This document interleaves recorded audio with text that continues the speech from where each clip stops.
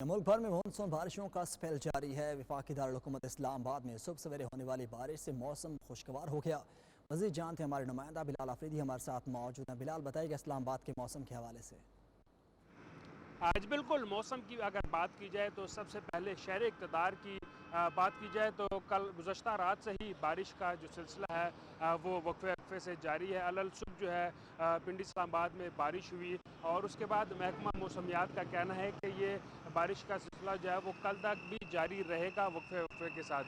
اس وقت بھی اسلام آباد میں جو ہے وہ بادلوں کے ڈیرے ہیں۔ مرغلہ کی پہاڑیوں کی اگر بات کی جائے تو بادلوں نے ان پہ گھیر رکھا ہے، جبکہ موسم بتانے والوں کا کہنا ہے کہ آج جو ہے وہ کشمیر میں بھی مختلف مقامات پر جو ہے وہ بارشوں کا امکان ہے، اور اس کے ساتھ ساتھ پنجاب، خیبر پختونخوا اور بلوچستان کے بھی مختلف اضلاع میں جو ہے وہ بادل برسنے کا امکان ہے۔